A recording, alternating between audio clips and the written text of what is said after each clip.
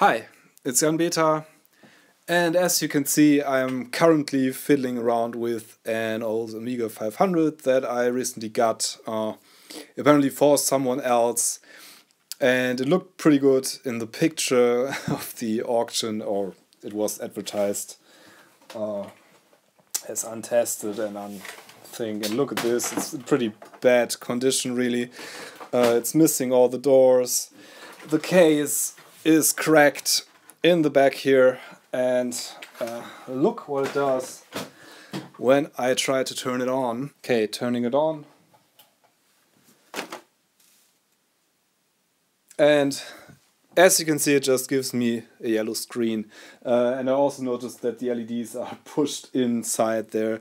The upper case is actually nearly alright, but the lower case is pretty cracked, and the keyboard looks alright, although the enter key, for example, is stuck. Oh, and there's some color change. There's actually a gray screen and a yellow screen. So let's investigate that. There's probably something wrong here. So let's open this up and see. Of course, I have to disconnect it first. This is all in all, this is pretty crusty. But as you can see, there's a little RAM expansion in there, which is nice touch. It wasn't that expensive, because I basically bought this as a spares machine, and this will come in handy. Oh, there's some minor battery leakage going on there. One of the newer, the A502 Plus. So we're gonna do some restoration work on that. There's the leakage, and this is pretty typical. The battery has leaked below there to the, I believe it's the keyboard shielding, isn't it? Yes, it's the back shielding from the keyboard. So that's rusty and corroded there where the battery has leaked. So okay, let's continue taking this apart and have a look at the main board. Seal's already broken, and that's not the original screw that's in there. So somebody clearly had a go at this. Screws on the back here.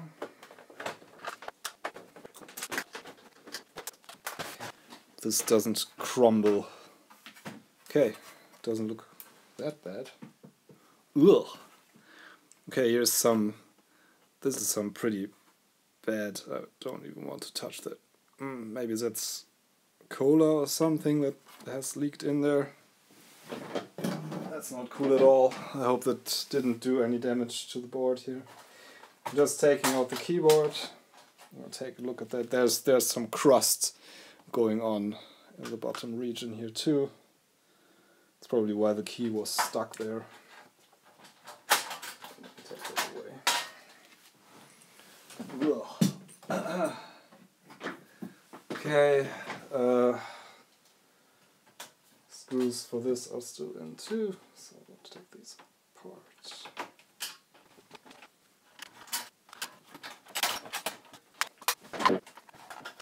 Okay, here's these little tabs here that just bend away, and then you can remove the shielding.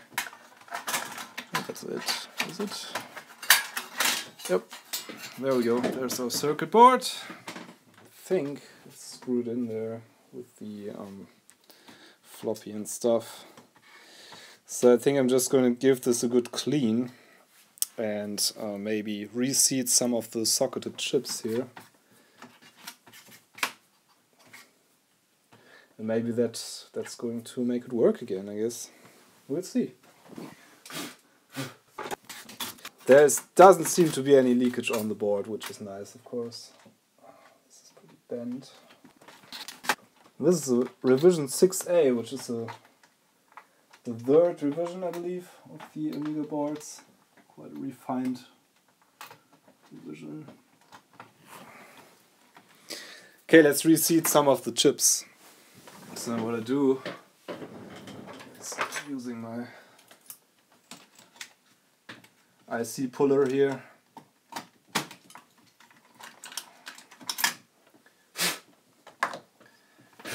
Okay, and I'm just adding some contact cleaner to the sockets here. The sockets are notorious for making that contact, which might as well be what made this fail. Maybe it's just a bad contact. Could very well be.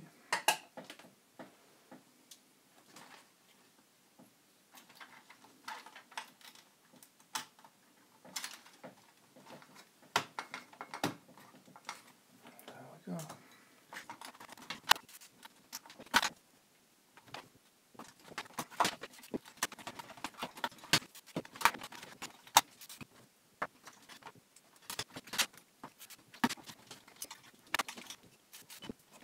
So, I also want to do the Agnes chip there. I think I'm just going to spray some contact cleaner in there.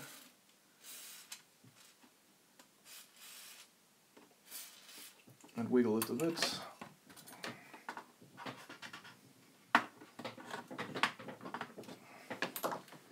Okay, I reseated all the chips. Let's see if we get a picture out from this. Okay. So it outputs a white picture. This takes a while because the floppy disk drive is not connected. Yep, there we go. Ah, classic. Okay, so classically, it's just a dirty contact on one of the ICs in the Amigas, because the sockets that Commodore used producing these are of the cheapest kind, so that's basically one of the main things that fails in these, really. Okay, that was an easy fix. Yeah, I guess I'll have to check this if everything else works too. So I'll put it back together and try if the drive is able to load a game or something. So let's see.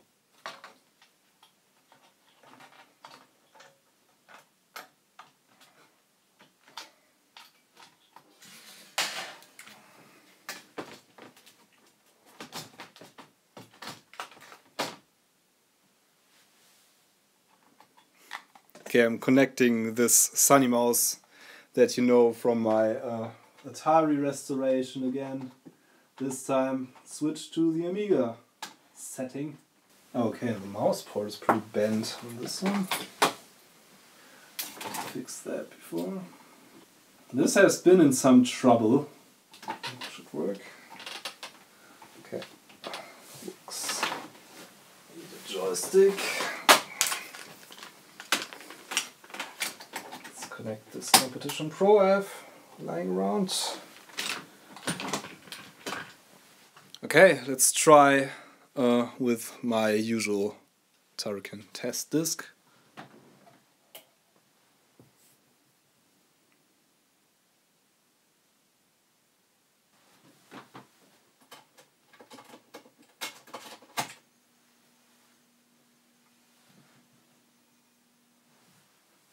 Okay, the drive is probably gone. The drive LED is not even lighting up. So maybe the drive just needs some cleaning. Okay, so the drive seems to be gone. It makes a sound, but it's very silent compared to the other drives I know from the Amiga 500s. So I'll take that apart, I guess. There's these two screws on the bottom here that I'll have to take apart. And one screw holding it in this bracket here. Probably should take the disc out. Or is there something else that I missed? Another screw? Oh yeah, there's 3 screws on the back, okay. Completely forgot about that.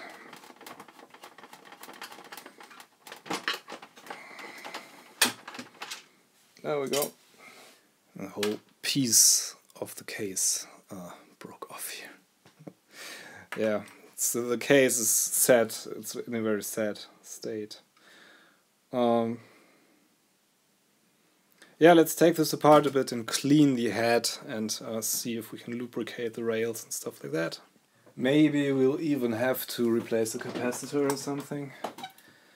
Yeah, just take this screw out here. Okay, it's not so easy to take apart apparently.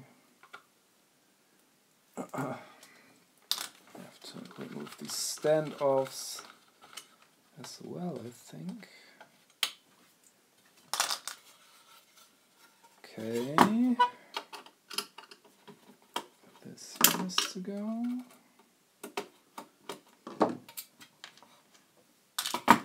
And this here has to go.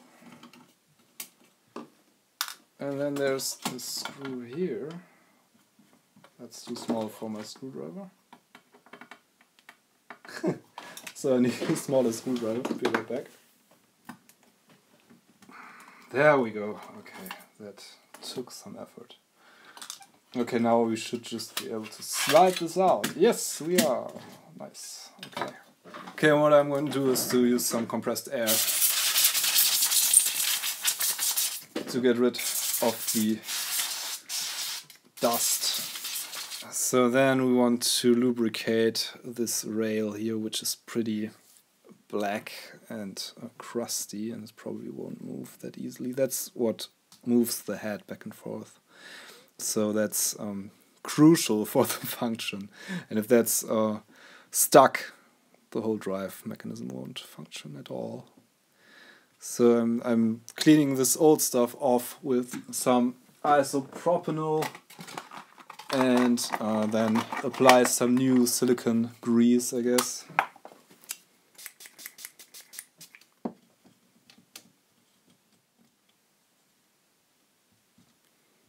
Okay, applied some new silicone grease there.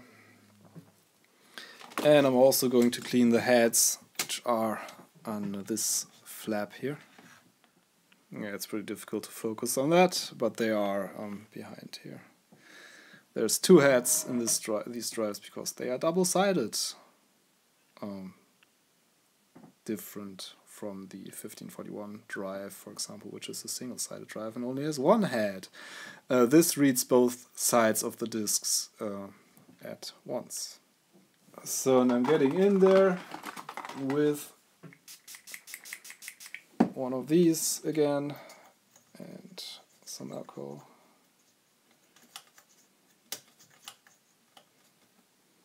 Okay, and there's quite some dirt in there. So I'm cleaning the head on top here. And then I'm gonna give this a little wipe down too. Hopefully that's going to make this work again. And if it doesn't, I have to come up with something else basically. Might well be one of the CIA chips then, or something like that, because they are responsible for the drive. So maybe that helped. Let's put it back together. Or at least try to do so. Okay.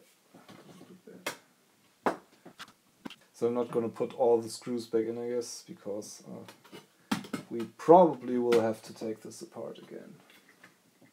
So I took the board out of the case because it only was held in by the screws from the drive anyway.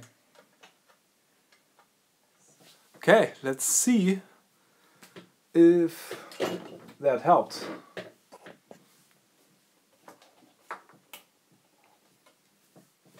Okay, I definitely hear a much louder clicking noise now.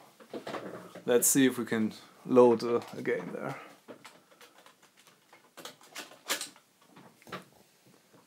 Yep, okay.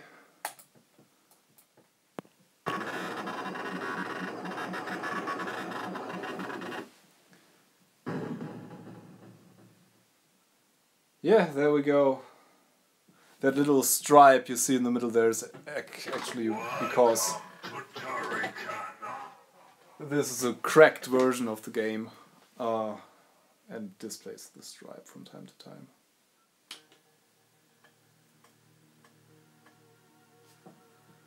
There. This seems to be fixed now. That wasn't too bad.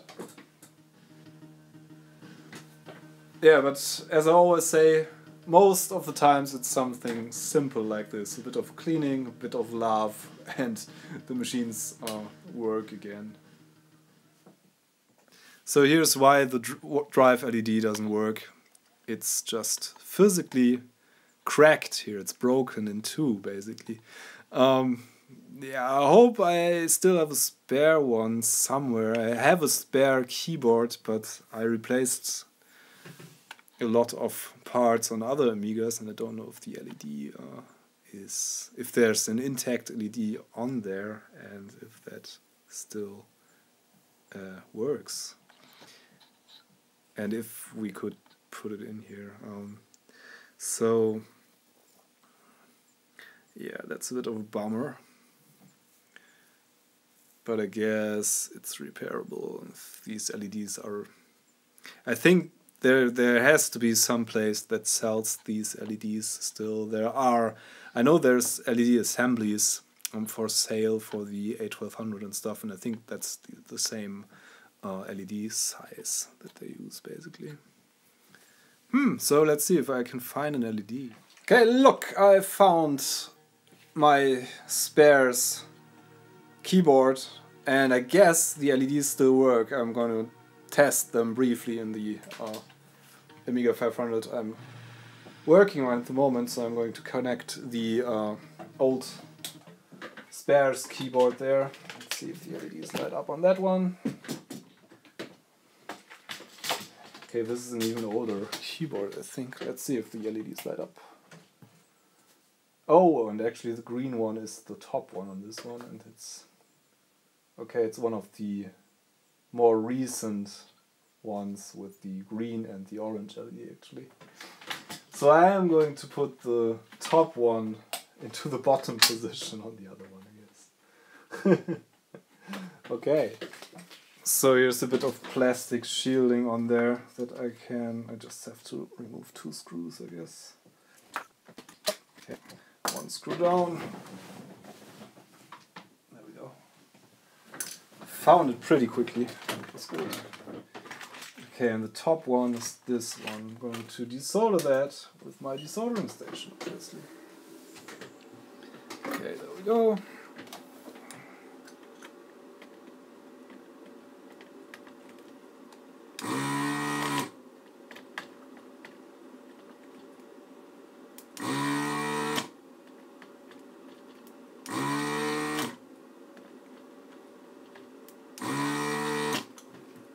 Maybe that's it already. Yep. There we go. Just came out. It's our LED. And here's the other keyboard, and I'm going to do the same thing on this one, basically. Except for I'm going to put the new LED in there too. Okay, I have to desolder the bottom one on this one. Not to get these confused. I hope they are still the same form factor, but they sure look like the same form factor.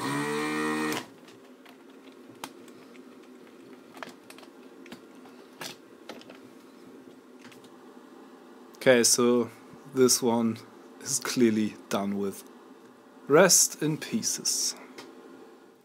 And all that remains now is soldering in the new old green LED into the old board here. There we go. Looks alright. It's a bit, we have to bend it in shape a bit to fit the case, I guess. But it's okay.